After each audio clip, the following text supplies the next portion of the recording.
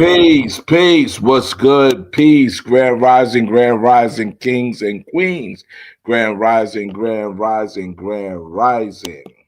So yes, we're here. We're here. Things are gracious. Things are good, and we're here. Riri is definitely in the building, and she's going to be moderating for me today. Dev Squad fan is in the building. Cas 3583 is in the building, and we're getting ready to get down on the get down. Okay, so all I ask is that you like, share, subscribe, and donate. My new Cash App, no, well, not my new Cash App, my hey, Riri, please put up the PayPal, which is bumbeats at hotmail.com. Please put that up there for me as well. And we're going to get right into it. We're going to get right into it without no further delay. Hey, China Black just came in. That's wonderful. Okay, so now today's topic is the connection with the black spades and hip hop. First thing I have to give a shout out to is Guru and David. Without Guru and David, there would be no black spades. Khalif, rest in peace, Sunshine. Rest in peace, Blackjack. Rest in peace, Willie. Rest in peace, Reggie Malcolm. And definitely rest in peace, Fat Mike. And through this broadcast, I will definitely be saying some other condolences and rest in peace to some other Black Spades members. Okay, so for those that don't know really what the Black Spades are, they just heard about this gang, the Black Spades. Um, in the beginning, it wasn't a gang. It really wasn't. It wasn't a gang. And just like any beginnings and any creations, it's very small. It's very small. The same thing with what we did with hip hop. We got that format from the Black Spades. You see, David and Guru were two. The Black Spades then was there was no division because they were the first. So when it became divisions, there was no other division to say that they were other than the creators and the first because they were the first to do it. So that's where the divisions, uh, I guess you can say, began because it started with two. So now, this is the connection. They were already listening to this soul music that we were talking about yesterday. They were already doing that. And the connection between us, the little ones, and them is they're our elders. They're not our parents, but they're elders. They're older than us. So we're watching a lot of the stuff that they do. Just like a little brother would watch his big brother, a little sister would watch his big sister, his older sister. And so that's what we did. We watched what the older ones, were doing. So, like I said before, it wasn't put together to be this, this gang to just, cause havoc or anything. The main thing that Guru and David, from what they told me, had in mind was protection. Was protection. So, like I told you guys before, who were protecting us from? Because they're protecting us. They're protecting Bronxdale. They're protecting themselves. So who are they protecting us and them from is the big question. So we're talking about the 60s now. We're not talking about the 70s yet. We're talking about the 60s. So in that region of the Bronx, like I told you before, we were basically surrounded. We were surrounded with projects. We were surrounded with private homes. We were surrounded with areas. And in these areas, there were different ethnic groups. If you went one way, you would go hit Spanish people. If you went one way, you would hit Italian people. If you went another way, you would hit Irish people. And so now all of this is being surrounded.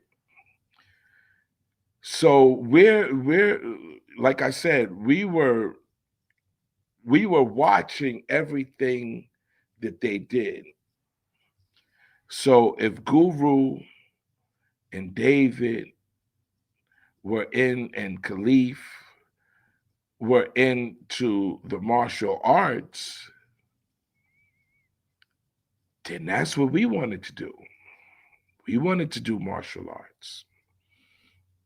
Now, for me, it was a little bit different. Anybody that knows Bronxdale knows that in the 60s and 70s, we had Papa Edwards, who was back then was a high degree black belt. And he lived in my building. He lived 2 floors down from me. So in our carriage room, when he practiced, it was nothing for me to go downstairs and practice with him and he teach me. There was no problem with that. There was like this was could be every day. So at a very, very young age, I'm studying with this grandmaster, this highly degreed black belt, Papa Edwards. And so at a young age, I mean a really young age, that was the thing for me. That that was something that I, and he would tell me, listen, would you rather go outside and play, or you rather prepare yourself for life? And at a young age, of course, I want to go out and play. And forget that. Life is now. And he would tell me, and so after a while, my parents were depending on him to keep me if they, weren't there, if they had to work late or they had to do something. And so a lot of times I would, in the summertime, I would just be there before could go outside. But in the school time, sometimes I would have to go straight from school straight to Pop Edwards. And that's just how it was. So now my connection to the arts is through Frankie, who was Cowboy, and Pop Edwards. Guru, I don't remember who his sensei was. It might have been Ron Van Cleef. I don't know who he was at the time, whatever. But he was definitely skilled martial artist. And so if you watch the Black Spades movie, he will, and I will tell you how I became a baby spade.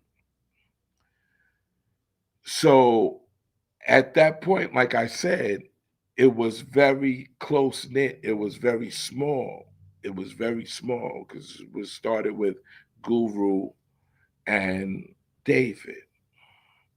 So with that being said, the whole projection of the Black Spades grew. It grew. It grew. I'll tell you another time about why it started, but it grew. So just like hip hop, it started in a section of the Bronx, namely Bronxdale houses, and grew and grew.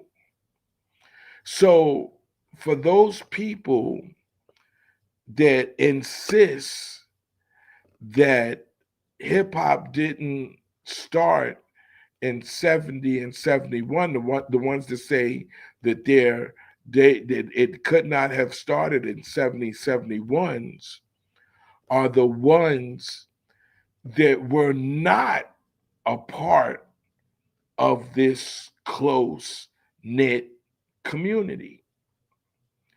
Now, just because they were not there doesn't mean it didn't happen. And that's the bottom line.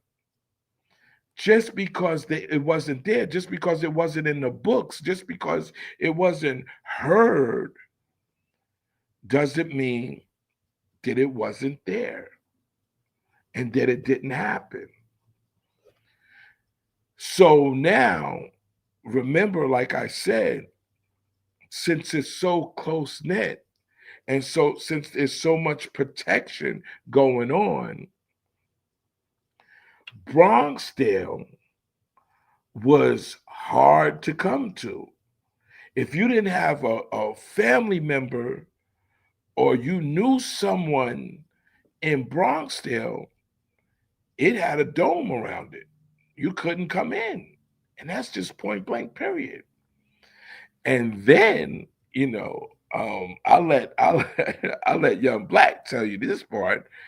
There were certain things that happened where you couldn't just come sitting on a bench and we don't know who you are. You just in our projects, in our houses. You just couldn't do that.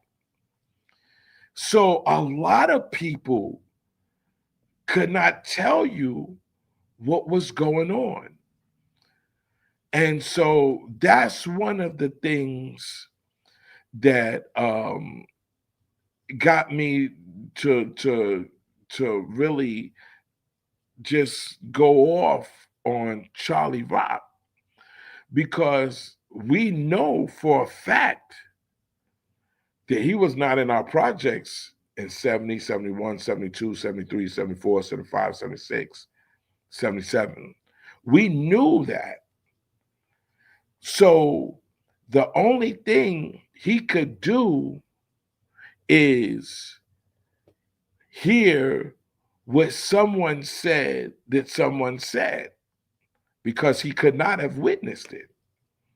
He could not have witnessed it, just like a whole lot of people could not have witnessed it. So how is he going to tell, because what he's hearing from somebody else, secondhand smoke, hearing it from someone else, tell the people that were actually there living it what happened? That was impossible. But yet and still he made this thing to say that, oh, he knows what happened. He knows that what it was. And now the people that were witnessing it looked at him like he's a joke. And so I tried to help him by saying, listen, that's not how it went. And the first thing, just like these other guys, they say, you're too young. Okay. So imagine being a teenager and you're seen packing bags in a grocery store as a teenager. At 14, you get your working papers. So you should have a job at 14. So imagine you're packing bags in a grocery store. So the kids that were doing that couldn't get working papers. And they were kids. And that's why they were getting 25 cent, we were getting 35 cent, 50 cent, sometimes a dollar. And so now the being young is a good thing because you can work in Pathmark as a young kid. So now think about it. Saying that you're too young to do something, right? But yet and still, you have $30. $30. And we're talking about the early 70s. All right, so we're talking about the early 70s when the minimum wage was probably 50 cents or something like that. Okay. So parents from a good job, if they made $100, they're like rich. But these kids, us, we're getting from $20, $30 a day on a really, really, really good day near a holiday or whatever. We would make more.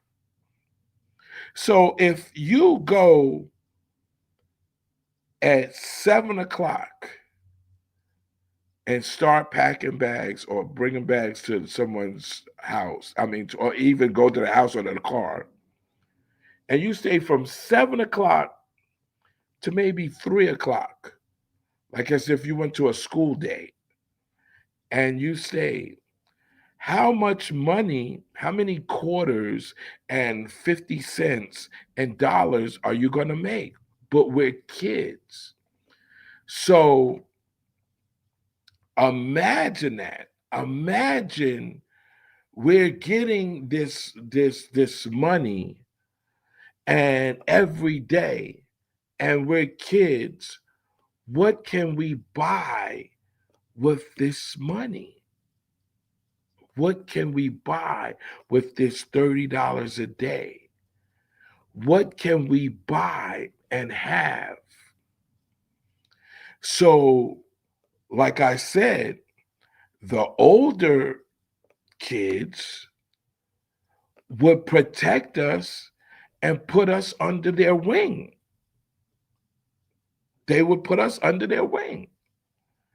And so, for someone to say we were too young,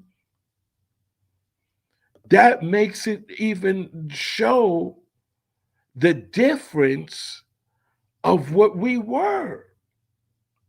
That's the difference right there. We were young.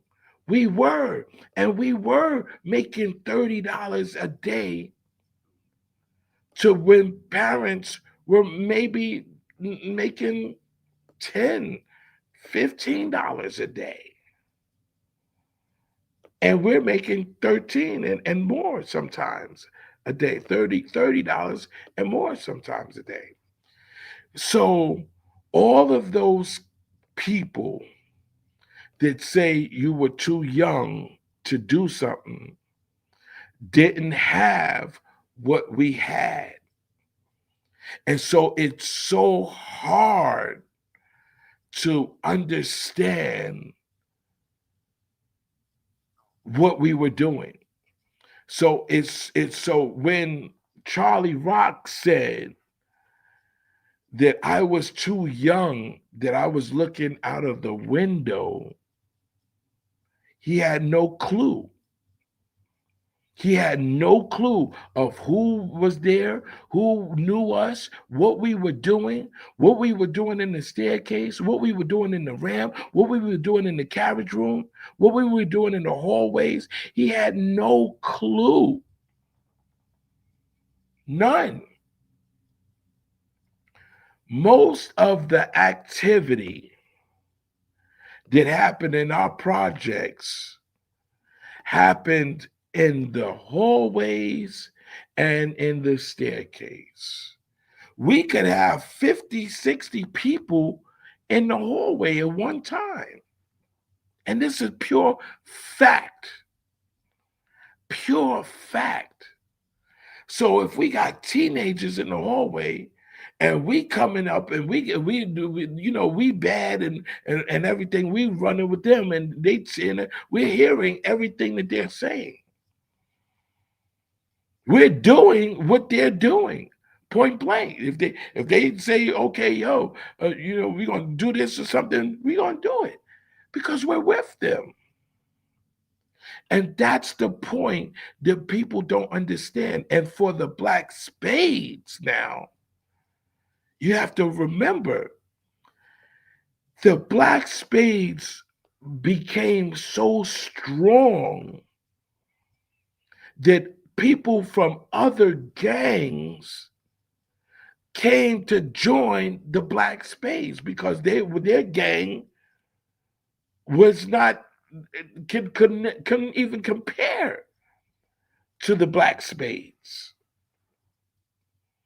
And so for those people that were not in a part of that movement, did not know what was going on. For the people that say that people told me this are the people that couldn't imagine us being younger kids, little young kids, being with these people. You know, Black Jack used to take me and Young Jack in the back of the building, and he took me, he took Sporty, he took Lester, and we would be in the back of the building, and he would hold us from the back and tell us to put our foot on the building. And that's how we learned how to do this split by Blackjack putting up, a little further, and we go, and then he'll wait or whatever. And then we'll bring our foot back down, and then we'll stretch a little bit more, stretch a little bit more. And then he'll do the same thing. He'll put our foot up a little bit, put our foot up a little bit more. And then, so what he was doing was stretching our tendons in our legs to be able to do the split. So at young age, we were doing the split. We were taking our foot and putting it straight up. And if anybody knows what a crescent kick is, we were doing that without a doubt. Left side kick, right side kick, without a doubt. And this is something that we did every day. We sparred every single day. There's not a day that we didn't spar with each other. This is every day. And when Bruce Lee came out, oh my God, you know, don't let us go to the war theater and see a Bruce Lee movie. We're coming back and trying to do every single thing that he did. Like, okay, Fist of Fury, Chinese Connection, Enter the Dragon, Return of the Dragon, Game of Death. Okay. And then all the other ones that he did that weren't him being the star, which a lot of people don't know. If you know about karate flicks, you would know. But Chinese Connection, when it came out, what were we doing? Jumping into it. All the karate flicks that came out, we were doing it, and because they were doing things with ropes and stuff, as kids, we didn't know that. So we were trying to emulate exactly what they were doing. So, you know, we were learning how to jump high. We were learning how to do spinning back kicks and everything because we were so young and watching this thinking that it was real. And can't nobody tell me when you were younger you didn't think that Batman was actually running up the wall and robbing with actual thing. You weren't telling us that Superman wasn't really flying. And so watching these things and then trying them out on each other only prepared us and made us stronger and made us agile. And so when the breakdancing came in and we incorporated these some of these moves to the breakdancing, it was a whole different atmosphere. And so imagine these kids, these young kids that people say are too young, putting their hand in everything that we see the older kids do. So the older kids might have did something and went about their business. But we're going to be trying to do exactly what the older kid did. So for somebody to say that we were too young just shows what your youth bringing was. You didn't have what we had. So that's why you don't know that hip hop started in 70 and 71. That's why you don't know because you weren't there. You weren't there to witness it. You might not have had $30 a day to go get Playboys, Rips, Marshmallows, Desert Boots, Earth Shoes. You might not have been able to get that at a young age, but we did. What else were we going to spend our money on? On everything. I'll never forget my bike. Oh my goodness. And everybody from Bronxdale can tell you my Apollo 5 Speed and my drag stripper. Oh my God. And my Schwinn. I had everything on my. I had a speedometer. I had a light. I had the reflectors. I had the mirrors. I had the flag on the back. I had the seat. I had the motorcycle grips. All of that. I had the speedometer thing was there, and then we used to take the cards and tape it to the tire, and it would make a motorcycle sound when you going as fast as you could. And so those things were bought. We had to buy those things. So the more stuff that you put on your bike, or the more stuff that remember, your parents couldn't buy you the dungaree suit, right? Or you might have had a dungaree suit, but who was going to put the patch on there? Your parents weren't going to put the patch on there. So we had to actually put it on there and do it, you know. And so that was the difference. And so people that don't understand that the black spades were our elders, and we watched what they did and saw what they did to make us do what we did. So okay, so now when I'm talking about the break dancing and stuff, right? We had already seen our elders. Like I'm not gonna lie, and this is 100%. I can say this 100% without a doubt. Willie Richardson, Black Willie, rest in peace, to me was the best dancer in the world. I never saw anyone dance better than Black Willie. Never. From breakdancing to burning to hustling to everything, to the bump, to the bus stop, to everything dance that you could think of. Nobody did it better than Black Willie. And so we see him doing these things because we're there, and we see him and Curly and everybody doing these things. Of course, we're going to do it. And because we're so young and we're so agile, we're going to put our twist on it. We're going to put our little swing to it.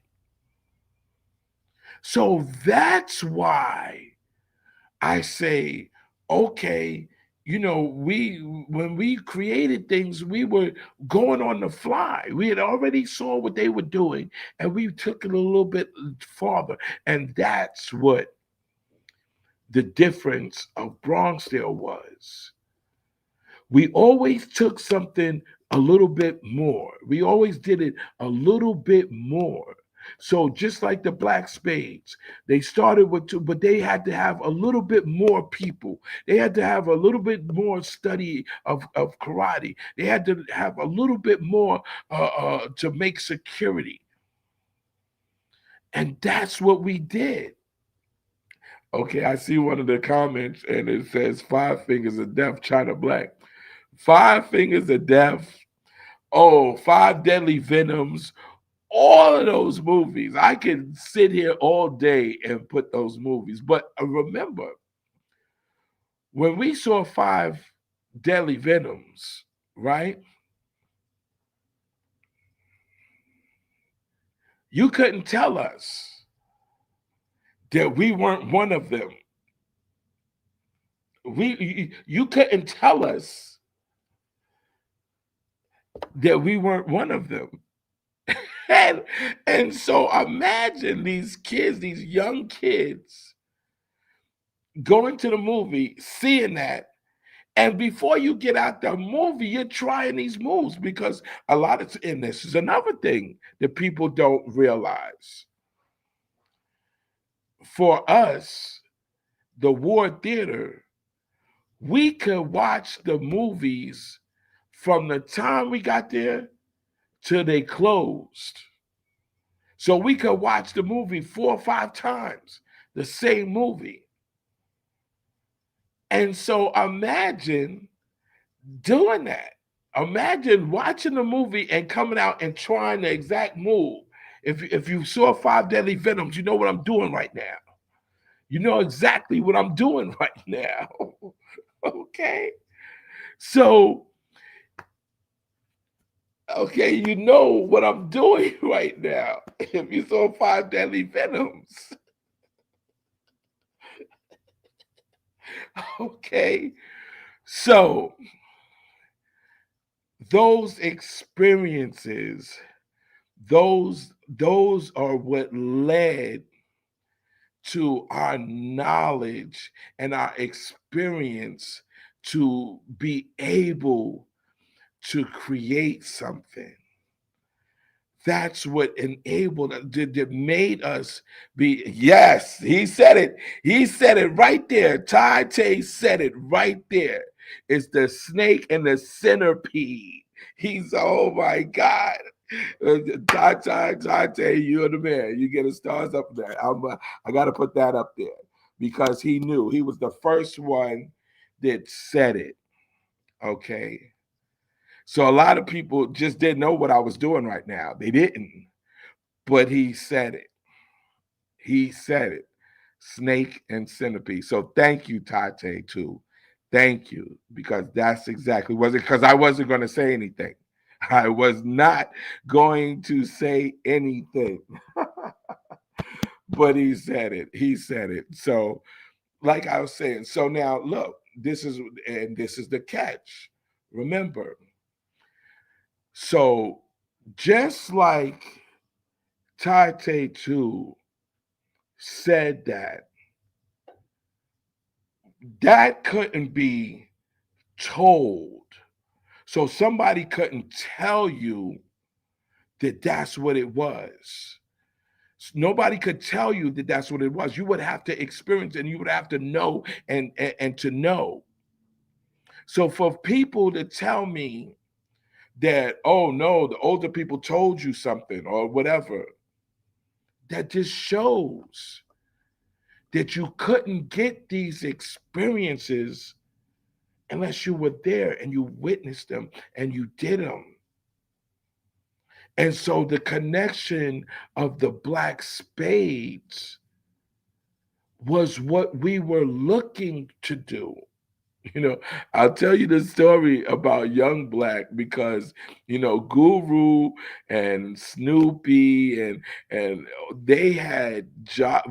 We had ran into Pathmark so much because see, this is another thing that people don't understand. So as kids before teenagers, preteens, we could pack bags and stuff like that. But after we got a little bit older, then, even and me still, I was still a preteen when I was going in Pathmark and I would, we would put sodas or juices, whatever, in the freezer part. We would go open up a hero buns or whatever.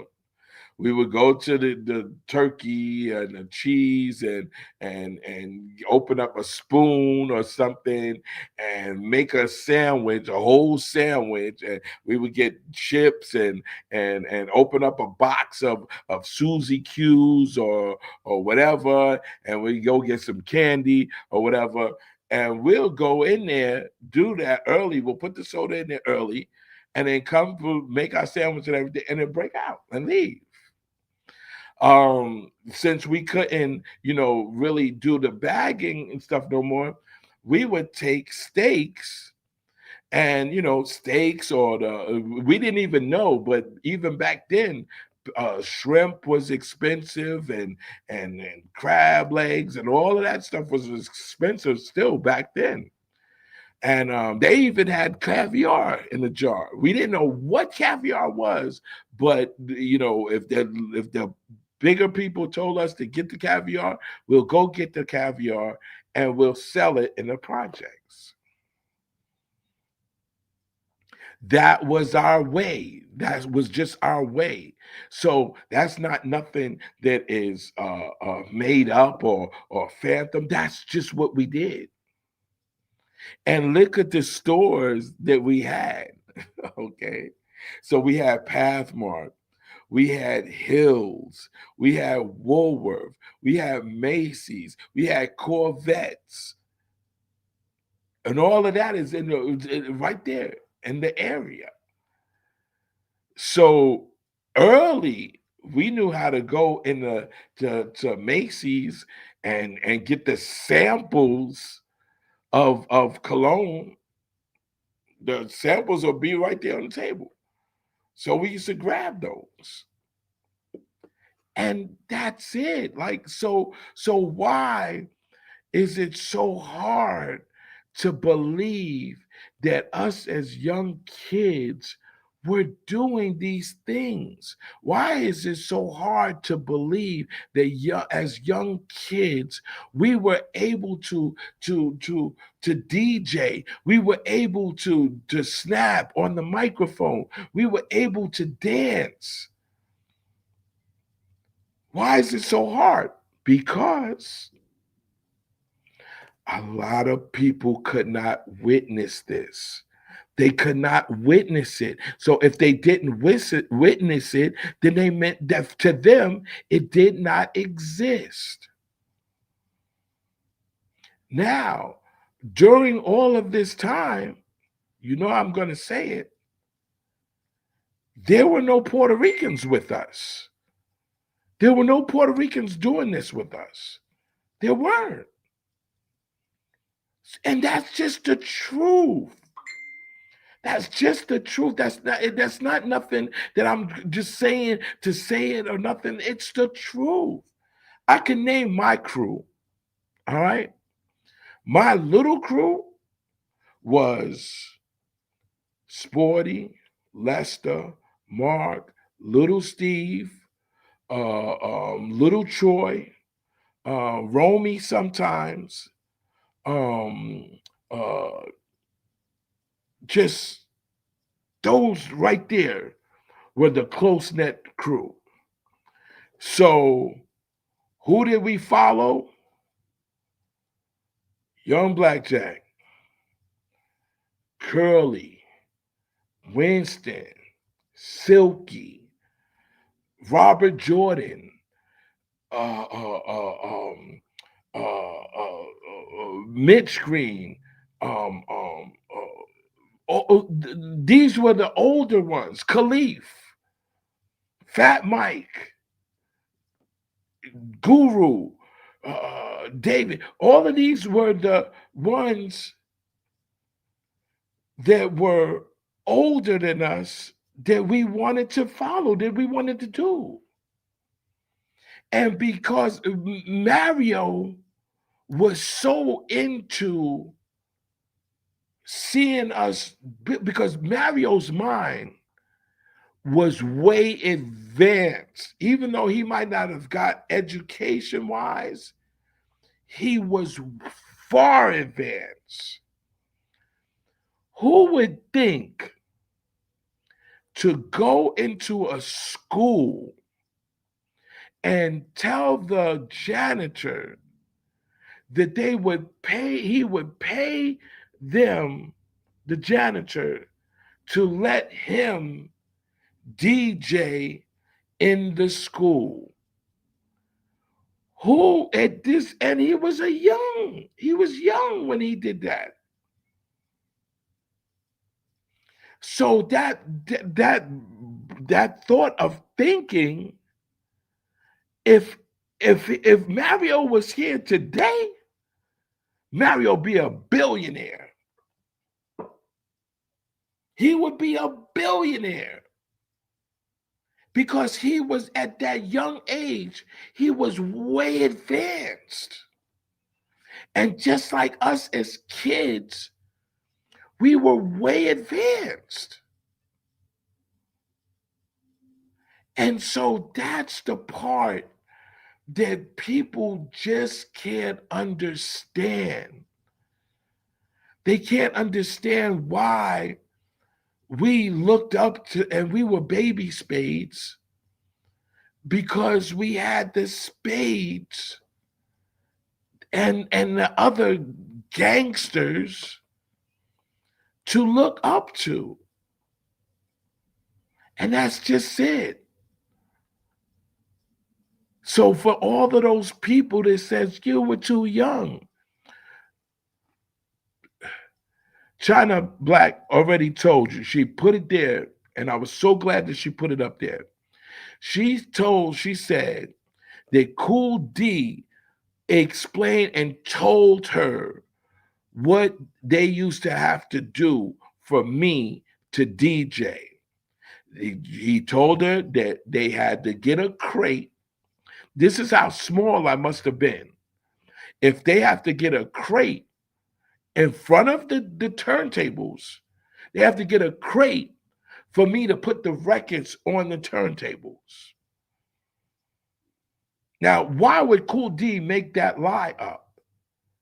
How small did I have to be for them to have to put a crate? I had to step on a crate to put the record on the turntable. But yet and still, they say I'm small. I was too small to do this. So, yes, if they didn't put the crate there, I would have been too small to do it. But they made a way. They made a way to get the crate and carry the crate at all times and put it on the floor, on the ground. I step on it and put the records on. So that's how I was able to put the records on the turntables. So for those people that said, how could you DJ if you were so young? And that's why people that didn't witness it would never know. Okay. Look, oh my, see how time flies? Time flies when you're having fun. It really does. Okay. Oh, wow. I don't have that many comments, but I'm going to go in anyway. Okay. Kaz 3583 says, we in here. Okay. Def Squad fan, what's the exact day of the Mario Jam? This year, I believe it's the July 28th. Hold on, let me find. No, it's July 25th. Yeah, that's the last Saturday. That's the last Saturday in July. So it is July 25th is the, I think it's my 7th annual disco tribute to Disco King Mario event. July 25th. That's when it is. Okay. Okay. Here we go. China Black Peace, peace, peace, peace. Death Squad fan. Here we go. Let's start doing it. And this is what I forgot to do yesterday. Crips and Blood started from protecting the neighborhood from white racist gangs too. Yes. Yes. So imagine, and this is what I tell people, and which they can't even imagine. Imagine going past a certain street and men, teenagers, just older people, 20 or 30 of them, chasing one or two kids with baseball bats, chains, knives, billy clubs, brass knuckles, chasing kids. There were not even, some of them were 7, 8, 9, 10, 11 years old. And these grown men are chasing the kids with hammers, baseball bats, billy clubs, all of these things. They you ever saw iron like a hammer but had points sticking out of it, or you ever saw a 2x4 they got nails stuck in it and being chased by that? Imagine that. And that's what the racist was in the 60s and the 70s for where we were at in Bronxdale. So if the Spades didn't protect us, and I'm gonna tell you, and this is something you guys can get mad all you want to, but back then, Spanish people were on heroin hard. Spanish people were on heroin hard. I'll say it again. Spanish people were on heroin hard. So with the heroin fix, if you coming down from Watson Avenue, or you coming down from Hunts Point, and you're on heroin, and you see a lady with a pocketbook, 9 times out of 10, or a kid that might have a bike or something that you could get your fix with, you're going to do it. And so with the black spades, that stopped quick. It might happen a couple of times, but it stopped quick because they know that there's a good chance that they weren't going to leave out of Bronxdale. That if they came down that hill and they walked into Bronxdale, there was a good chance that you might not make it out. You might get put in the incinerator, and that you would be that black smoke coming out of the incinerator. And that's facts. That's facts. A lot of people didn't know what that black smoke was. See, back in those days, that's like getting cremated, the incinerator. Because before compactors, it was fire.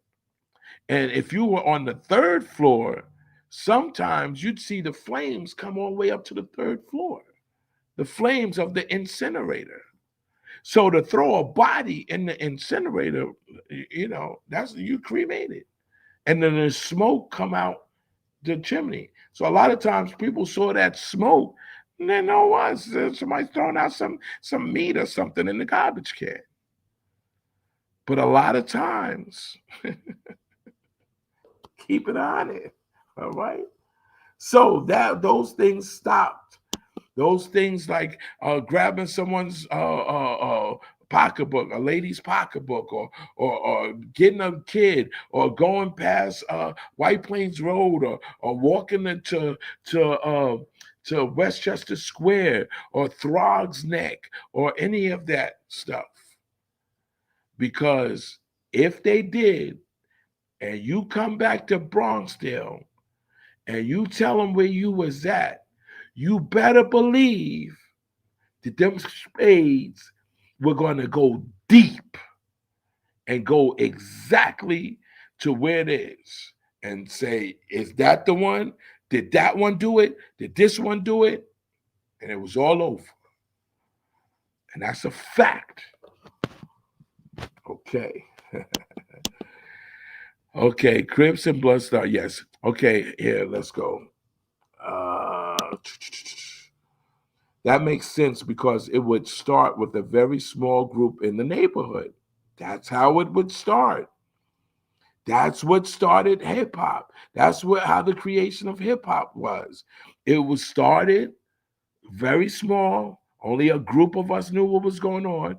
And remember, when it started, people were actually against it. Like they were like, "What are you little? What are you guys doing? What are you boys doing?" And that happened for a long time. People don't get it. That happened for a long time. Hip hop didn't catch on for a long time after it was created, and that's a fact. That's a fact. Grand afternoon, cool DJ Phase and family. Peace, first class citizen. Peace. Okay, I see something about Pathmark. Is Pathmark the store that Guru said he used to be a manager at? Yes. Yes. Like I said, and they oh God. See, some of my bad friends and people can tell you that they used to lock us up in the in the basement. because we were so bad. We did. Oh my God! Someone had put a hole in the back, and we would go in there and just steal all kinds of stuff. We were just bad, bad, bad, bad kids. And so Pathmark it was connected to Bronxdale. Pathmark was a part of the third section in Bronxdale. So, that's another thing that the people that don't know, they don't know. And so, it was a perfect thing when Young Black said about pitching pennies, because that's for us where it kind of started for, where we were doing is on the side of Pathmark, the wall and Pathmark, the side over where the building was. That was the main wall that we could do it at, and after packing bags and taking bags grocery to cars, we would have change. You would have pockets full of change, pockets full. And so yeah, we take the pennies. We don't really want the pennies or whatever, or the nickels or whatever, and do it. And that's how it started. Then once we do that, we would go graduate to dimes and quarters. And so that's what it was. Okay, here we go. Also, Charlie Rock didn't live there, did he? No, no, no. Charlie Rock lived up on Gun Hill Road, which is miles away from Bronxdale. And at the time, from the 60s and the 70s, Uptown was like going to the country. Like if you're in New York, just like Mount Vernon, and Mount Vernon is connected to the Bronx. But back in the 60s and the 70s, Uptown was like the country. Like it was like literally like the country. So you could go uptown and you would see people with dirty sneakers. Simple. You would see people with dirty sneakers, and that they didn't know what manhunt was. They didn't know what Skelzies was. They didn't know what RCK was.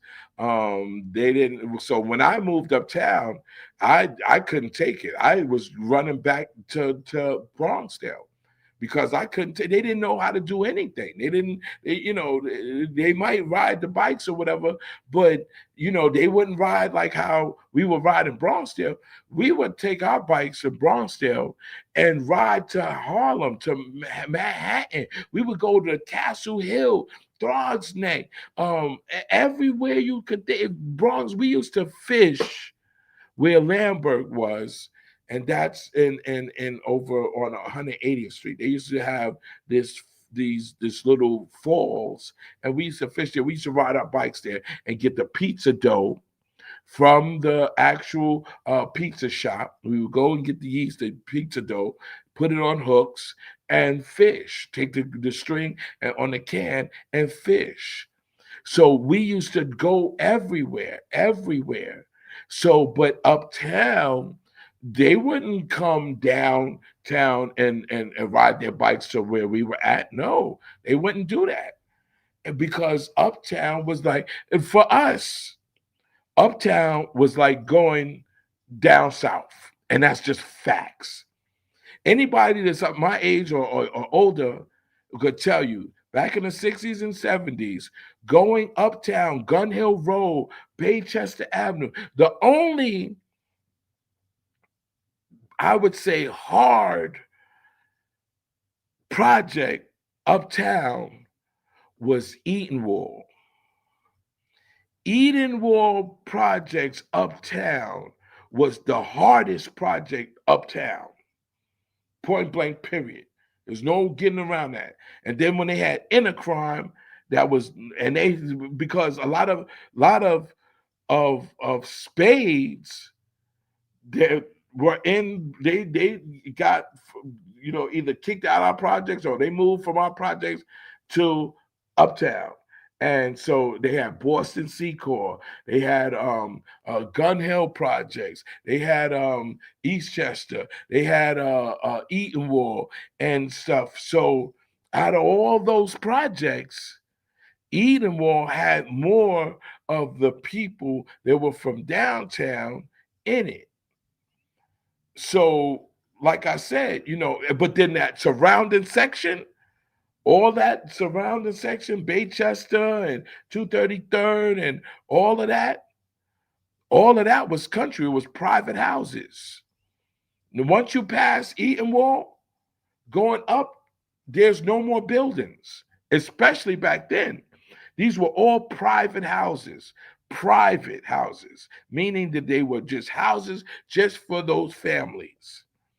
You didn't have nobody upstairs, downstairs, and nothing. They weren't buildings. And so that's what made it the country for us, because we weren't used to, we had on St. Lawrence and on Beach and Taylor and Theory and Fratelli, yeah, between Watson and Westchester Avenue, they were private houses. But everything other than that, we had Monroe right across the highway. You had Sackward, you had Soundview. Go up the highway, up on to the side where Stevenson is at. You had those buildings. Then you had Castle Hill. And if you go this way, you got Bronx River.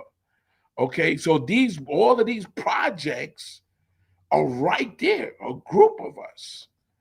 So yes, we saw dope fiends early. We saw, murders early. We saw robberies early. We saw all of that. But if you go uptown, it was very rare. So that's why uptown for us was country. And Charlie Rock was uptown. So he didn't know what was going on in 1970 in Bronxdale. He could not have known. In 1971, when it was created, he could not have known what Mario was doing. He could not have known. He could not have known. So how's he going to say, because he says that somebody told him.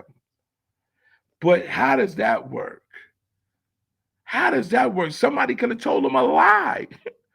And you're going to believe it? You didn't witness it. So how are you going to tell somebody that did witness it that this is what happened? Yeah, that's what happened. That's what happened. China Black says 5 Fingers of Death.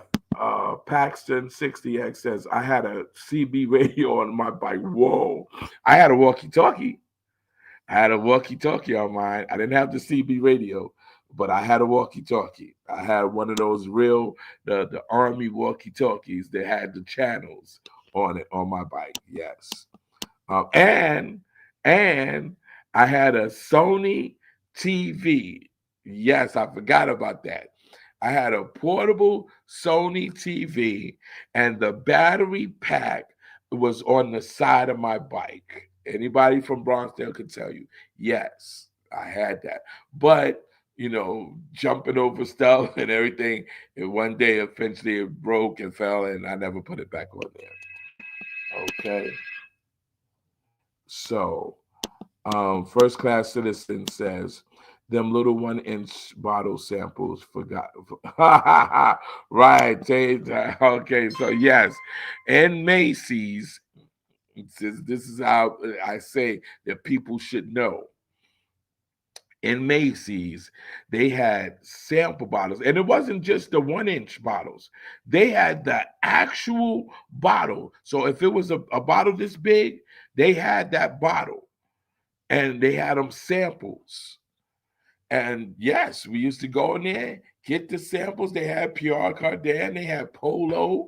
For the ladies, they had the opium and all of those things. We used to get them, And so yeah, that you had to be there to know. You didn't know about that unless you saw that. Okay, here. First class citizen. It's not hard to believe it all. I've seen gravity defying athleticism feats by some of my relatives' peers back in the day. Of course. Of course. So imagine, so every time you hear someone say, no, this didn't happen, or someone say, oh, you were just in the window, they were just in the window. They're the ones that couldn't come out. Our, my crew, our kids that around our building would go from the time the sun came up till the time that the lights came on. You could be outside and go everywhere and do anything.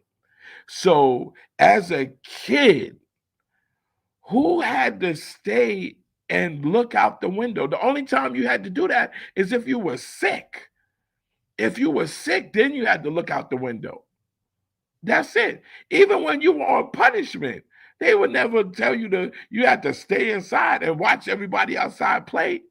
So that mentality of you were looking out the window is something that they have to do, that they had to do. And I just thought about it right now. So for Charlie Rock to say that I was looking out the window, that must have been what he had to do. So he doesn't know at a young age we was rocking and popping and stealing sample bottles at Macy's and going to the Ward Theater by ourselves watching. Oh my God. I can even name the amount of movies that we would go to the Ward and see. Blackula,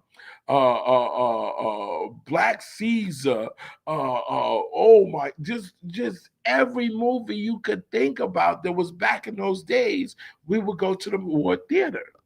And and if I'm not mistaken, the Ward Theater at that time for us was 25 cents. The matinee was 15 cents to go in the movie. And sometimes there would be three movies. You could see three movies for 15 cents. So yes, that was the way that our parents said, would y'all just go somewhere? Would y'all just go somewhere and get stop, just go, and that's what we would do. So yes, people don't understand that. Okay, TF 7389. French Montana just said on the Joe and Jada show that a Jamaican created hip hop and they all agree they're still pushing that line. Well, I told you the other day why they're pushing that line. Because imagine, just like with everything, imagine if we did stick together and we all came to see the biggest fear that anyone has of us is that we unite together. That's the biggest fear because that's the strongest that we'll ever be is when we unite together. So if they can break up this uniting, if they could break that up, they're going to try everything that they can. Look what they've tried so far to us, and we overcame, beat it, and did much greater things. Okay, they tried drugs, they tried jail, they tried guns. First, like I said, they tried heroin, then they tried cocaine, then they tried freebase, then they tried crack and LSD and all of these other things they tried. We weren't not going. We didn't have no poppy fields. We didn't bring cocaine and heroin and opium and stuff. We didn't really have that. We couldn't go in our backyards and get it. So they tried that. They tried homosexuality. Why did they try homosexuality? Because two men can't make a baby, two girls, two women can't make a baby. So that's stopping that's population control right there. And so those are some of the things that they've done to stop us from uniting. And we're falling for it. Yeah, we're falling for it. We shouldn't even have to even worry about someone trying to claim our creation. We should never even have to think about that. Should never even be on our radar. It shouldn't we should never have to do that. But we're faced with doing it. And then they send these agents, these secret agents to see because, and I know about the shadow banding. Um, you know, they'll send these agents to get us to believe that this is happening, that this is not happening, or whatever. So just like we showed them before, how the guy gets on there and says, "No, this couldn't happen. No, this is it. Oh, you be lying. Oh, this is whatever." But yet and still, some of us say, "Oh, wow, yeah, it may be right," and that's what happens to us. Okay, he know he's lying. He's another clout chasing tether. Yeah, yeah. It's that's just that's keeping it real. That's keeping it real. Um, okay. They should have this is China Black. They should have then questioned Joe's 50-50 claim. You know what his 50-50 claim will be? That his big brother was right there with them. And you notice when he says things, he says Flash. He always talking about Flash. He's talking about Herc, and he's talking about Bambada. And what was on the Source magazine? Flash, Herc, and Bambada. So if he was really there, why doesn't he say Mario? Why doesn't he say Breakout? Why doesn't he say Islam? Why he's not saying these people? Because he didn't know. He didn't know. He does not know. So now that Mario's name, thank God, is starting to ring bells, he'll soon jump on that.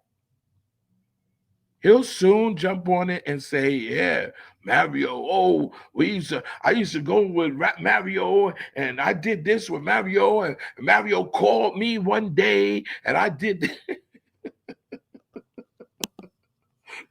Oh God. Oh God. Oh my goodness. Oh, here we go. That's my man. That's my boy right there.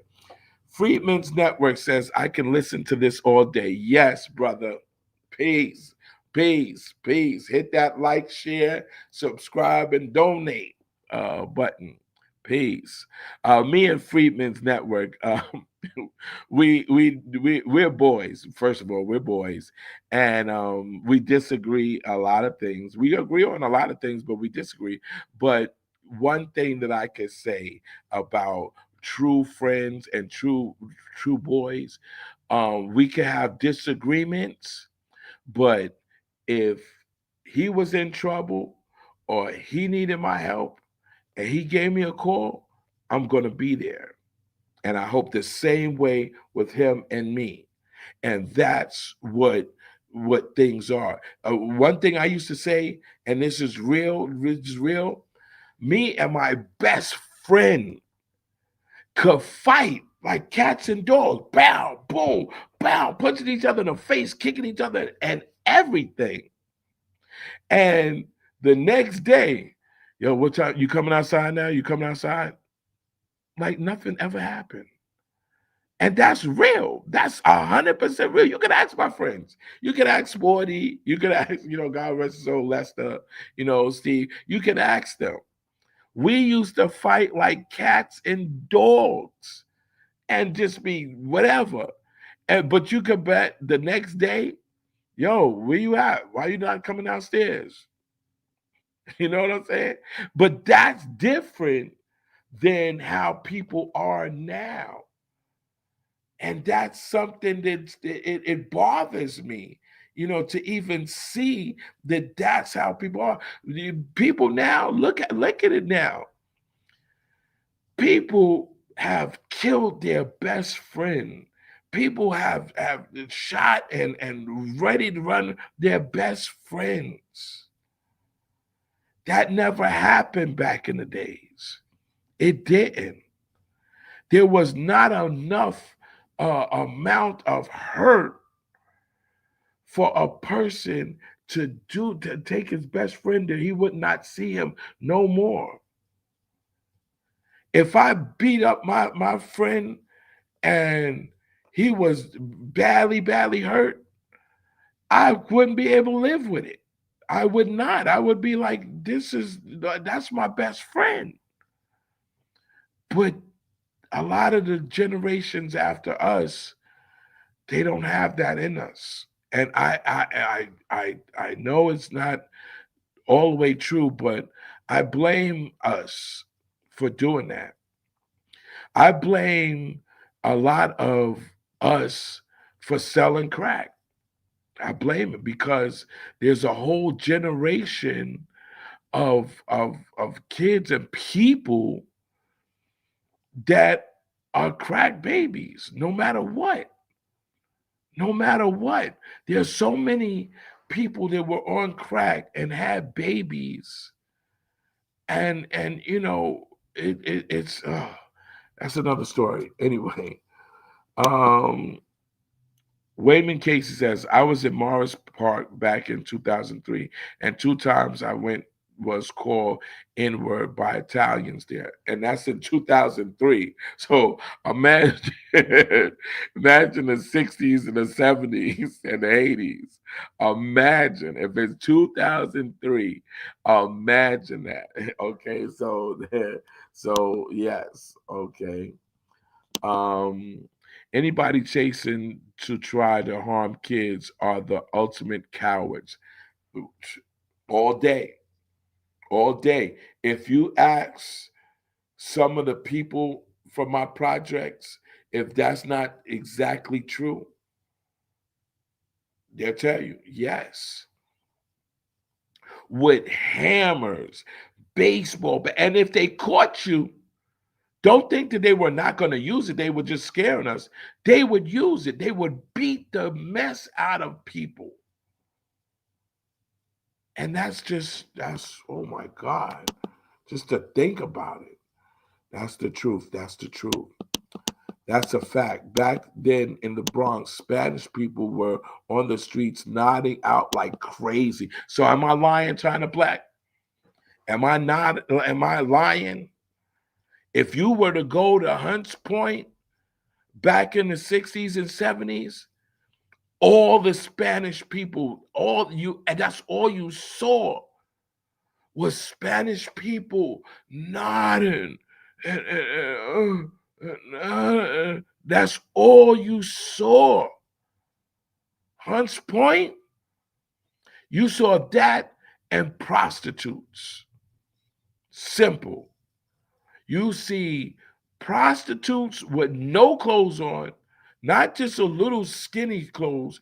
You'll see prostitutes back then buck naked.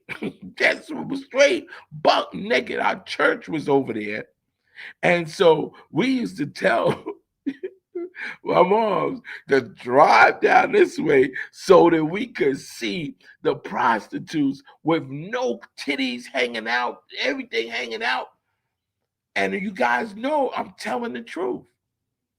And a lot of the prostitutes were dope fiends. And this is straight facts.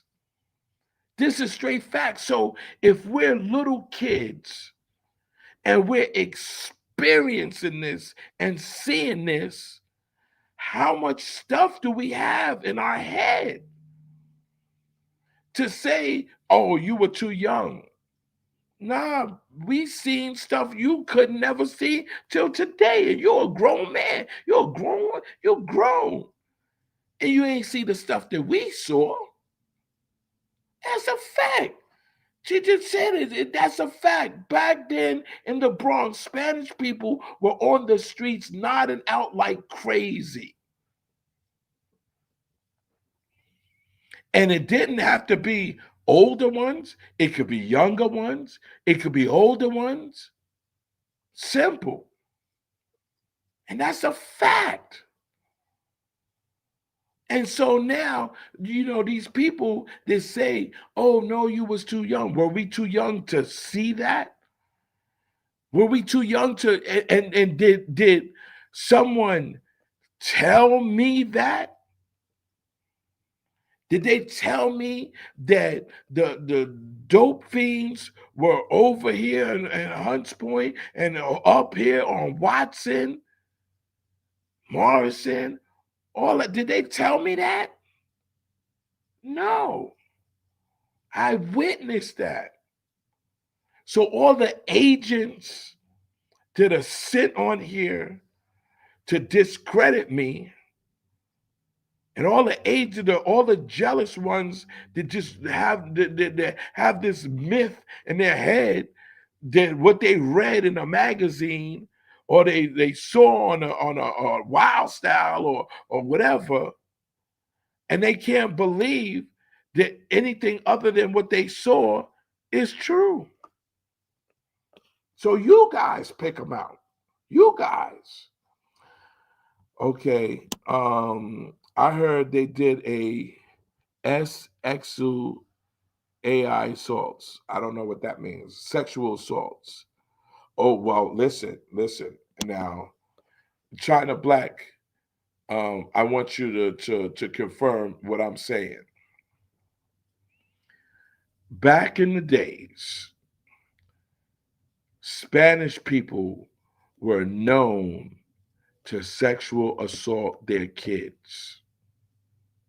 They were known to do that. They were known to sexual assault the same sex and young kids. They were known. Now, China Black, you've been around. Am I lying? Am I lying? Spanish people were known for that. This was something that they were known. They were known for that. So yes, off the smack, yes.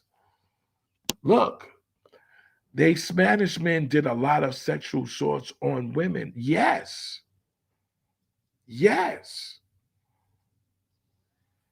There was and you know what? And this is real.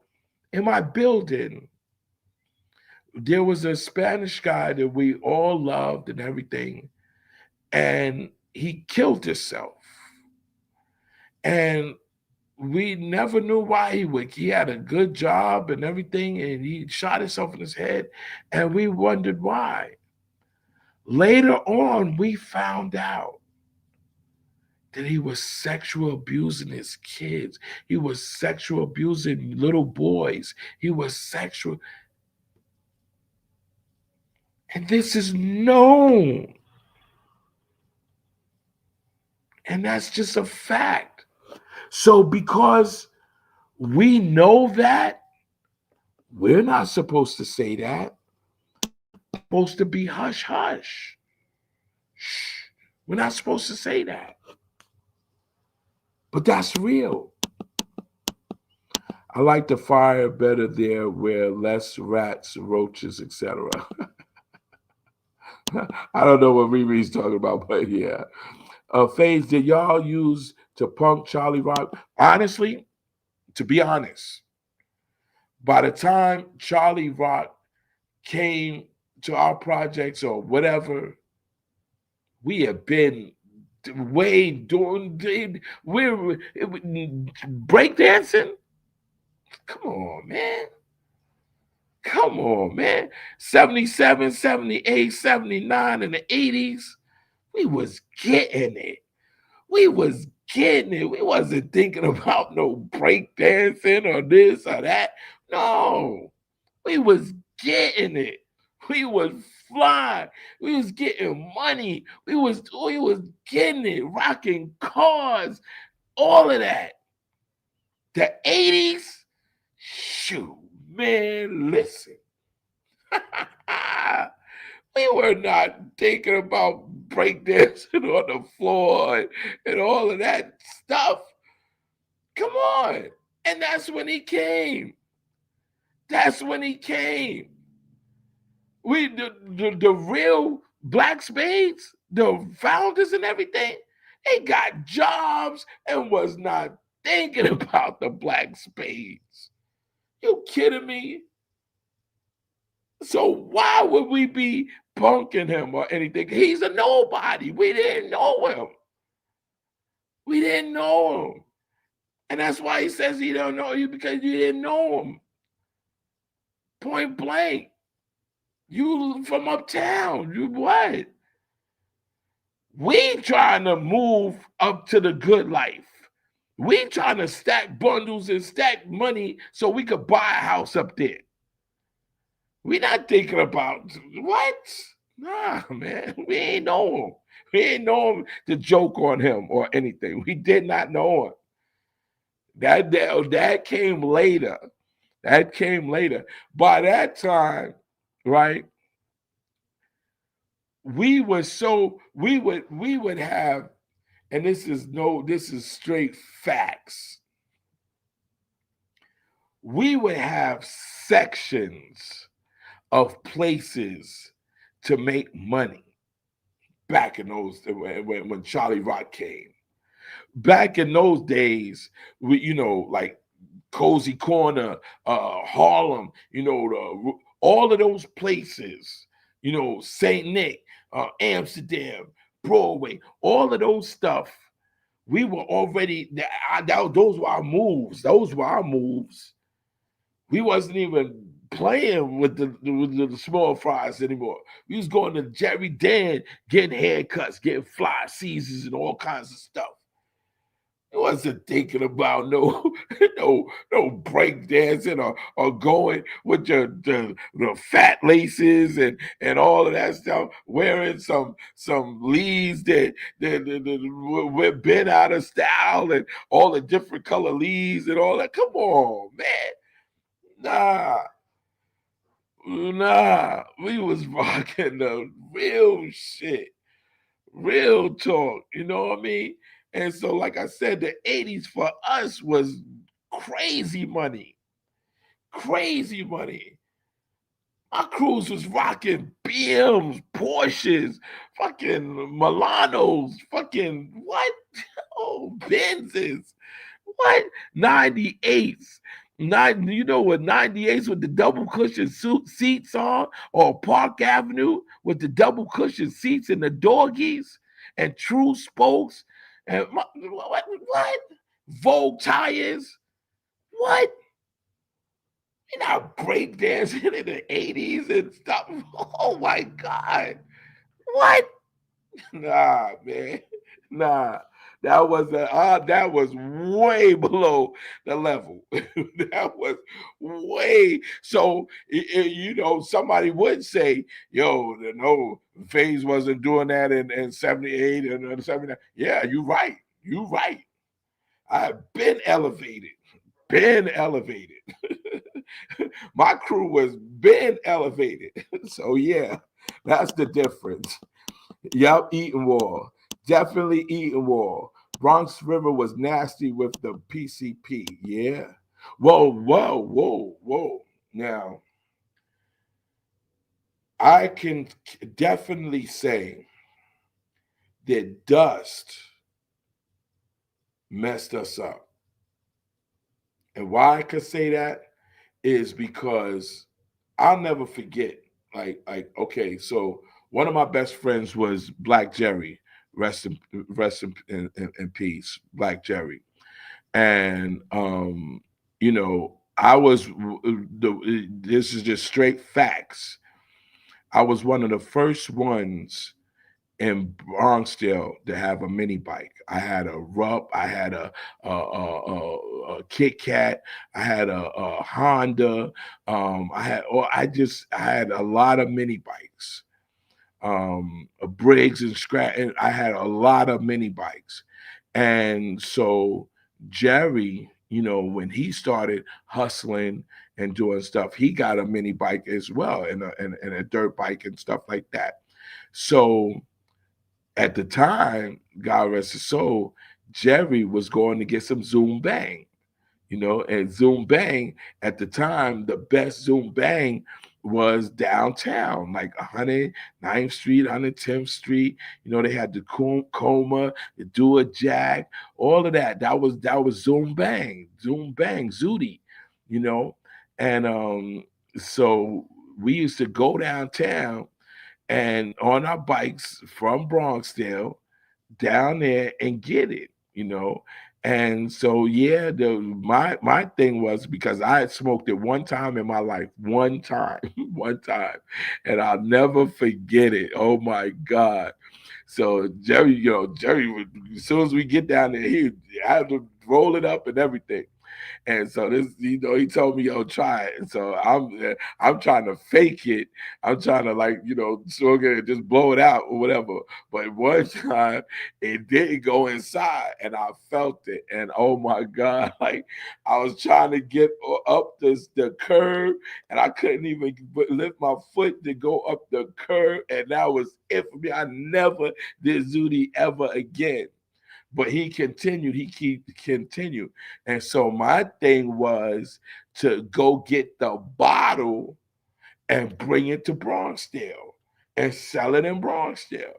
And that to me, that's one of the worst things that I could have done because I was giving it to their people would buy little parts of it from me out of that bottle. And if anybody knows about Zooty, they know where to get the bottle from in Harlem. I ain't gonna blow it up or whatever, but they knew where to get the bottom. That's just like with the hardest hard weed. All right, the hardest hard weed and the chunky black. Did that when you brought that uptown? People didn't have that uptown. They had the Thai steak, they had the lamb's bread, they had the Acapulco Gold, they had the dot. All of that is what they had. Sesamilia, all of that is what they had different uptown. But only Harlem had that chunky black. And what people didn't know, it was from Afghan. It was Afghan weed. So the reason why it was chunky is because it had the gum on it. It had the gunk, that was sticky icky. They had the gunk on it, and that's what made it chunky black. Okay, and so that when we brought that to Bronxdale uptown, that was there. It was it. So we had it. Okay, and so now with the dust. The people in Bronxdale were taking the dust to Bronx River, taking it to Soundview, taking it to Cozy Corner, taking it to Castle Hill. You see what I'm saying? And that's oh my God. But anyway, I don't want to glorify that because I'm not glorifying that. Okay. Here we go. Only the scared people stayed inside or their parents made them do it. Right. Right. So for them to say that I was in the window, how come I was doing all of this stuff? How come? And this is, you could ask Young Black, you could ask anybody from those days. I was in every section. I was in third world, I was in the second section, and I was in the first section. I could go back and forth all day, all day. Blackjack had me in the first section. I mean, in third world, right? Willie and them had me in the second section. Mario and them and Spanky and they had me in the first section. So I could go through all the sections and be all right. Ajax in the second section and the Nelsons. Come on. Nelsons all day. You ain't gonna let nothing happen to Booby. Simple. So for me, for them to say that I was in the window, couldn't come outside, man, we used to play manhunt. People don't even know what manhunt is. We used to play manhunt. And I would be missing for hours because I'd be in the first section or I'll be in the third section. They would start off in the second section and I'll run. And then so they had to make it that okay, we could only run in the section in the section, whatever section we were in. That's the only way we could do it. Because me, I'd be in the first section. I lived in the first section. I lived in 1055 Rosedale Avenue. So I could go in that building and go to anybody's house, just anybody's house. All right. Then I lived in the second section, 1085 Beach Avenue. So I could go to anybody's house in the building, anybody's house. Okay. Just the other day, Mina's cousin said we were on the phone and she said, wait a minute. Yeah. My mom used to tell me about the noise that was coming from under me. They lived over me, and they used to say, oh man, he playing the drums is so loud and everything," because that's what I used to do. The people would be walking past in the second section and hear me playing the drums all the way in the first section, or they'll hear me in the third section, and they would say, "Oh, there go Booby playing the drums, playing the block." And there was back in those days, there were benches that went around the big grass, and so in the summertime. They be out there jamming. I'd be playing boom, boom, tack, tack, and they'd be standing out there dancing and whatever. And if Black Willie get out there, he'd be doing his stuff and everything. And everything. And so that's so for them to say that, it didn't happen. It happened. It happened. I was the little drummer boy. That's what they called me. The little drummer boy. Make sense now? Okay. Oh my God, why am I just, oh my God, okay. My older cousins had those accessories on their bikes, like the swipes on the back tires, mirrors, and handlebars with the horn, sirens, and on their Schwinn Stingray bicycles. So, am I lying? That was the thing. And I hate to say it, right? But Puerto Ricans would be a couple of them with knives, and that's what they would do: steal bikes, steal bikes. They were known as thieves. Oh my God! And so, oh man, let me just stop. Let me stop. Okay, look, there's so many things. There's wow, man. There are so many things here, man. So many comments here. I can't take all of them. I really can't.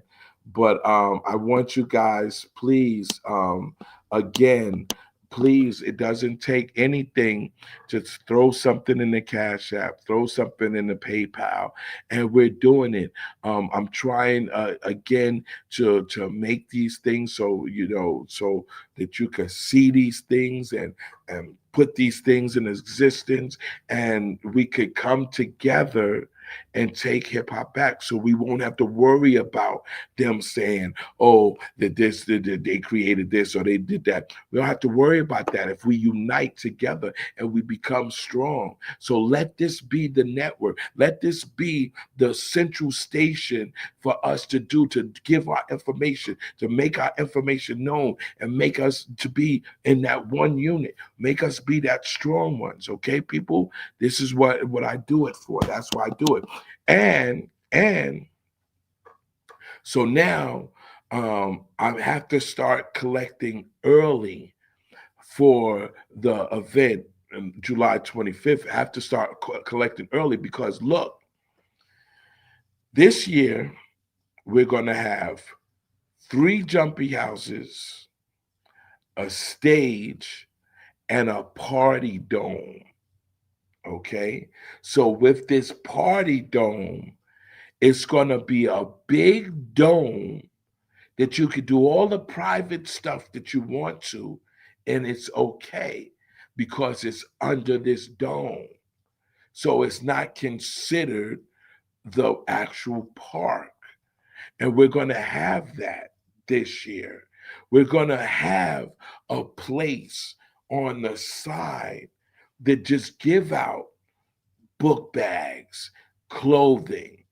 We're going to have a place on the other side to give out food. So we're collecting canned goods and boxes of rice and bags of rice. We're collecting all of that now. So all of that takes money. It takes money. I always put my money to do this all the time. But imagine the feeling that you get that you said that you gave money to a child to get a book bag or to get his hair cut or to get some clothes or to get some food. You understand why I do it? You understand? This is where I grew up. This is where I come from. This is my community. So I want to give back. I want to give back. And that's why I do these events. And I have to give Mario his props. I gotta give it. I got to. Mario taught me how to be a DJ. He taught me how. So I gotta give it to him. I can't let somebody say, oh, well, you can't do Mario stuff or you can't. No, I can't. Mario didn't teach them, he taught me. So I gotta give back. I gotta. And this year, I wanna be able to take something and give to the family. I wanna be able to take something, a nice little lump, to the family and say, thank you.